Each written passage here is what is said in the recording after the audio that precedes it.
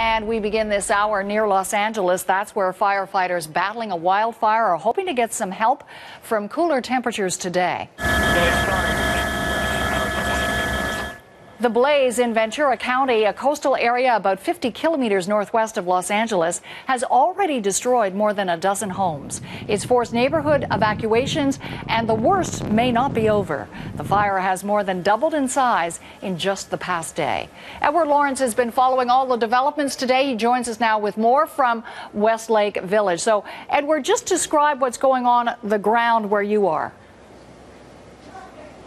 I can tell you at the moment that the airdrops have now started again. We're standing actually very close to a lake where helicopters are coming back and forth in order to fill up their tanks to bring the water over to the fire. That fire has actually tripled in size in the last 24 hours. The only good news is that overnight tonight, firefighters held it at the same size. So it didn't grow overnight, but it did triple from 24 hours ago. It's only 30% contained, so this is still a very dangerous situation. The fire is threatening 4,000 homes, and already 800 people have had to be evacuated to safer areas. So as you describe, Edward, the fire may not have grown overnight, but it's still a major menace for lots of people living in homes nearby. So what about the weather? That obviously stokes the volatility or not. How is it affecting the situation?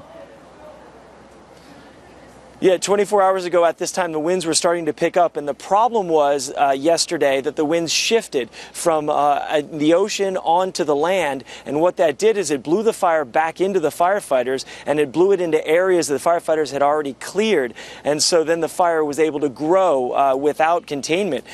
So right now, the temperature has actually dropped 20 degrees, so it's much cooler than it was yesterday, and there's also more humidity in the air. It's supposed to rain. There's a 10% chance of rain today and a 50% chance of rain tomorrow. So firefighters are really trying to hit this hard. They're actually bringing in extra resources. A DC-10 that is rarely used in California because it's so expensive. A DC-10 that has the tanks in it that can drop water will run today and drop 10 times the amount of water that these smaller planes can drop. So obviously firefighters are launching a real offensive, and meantime everyone's got their fingers crossed that Mother Nature will oblige as well. We'll definitely follow all developments. Edward, thanks very much for the update.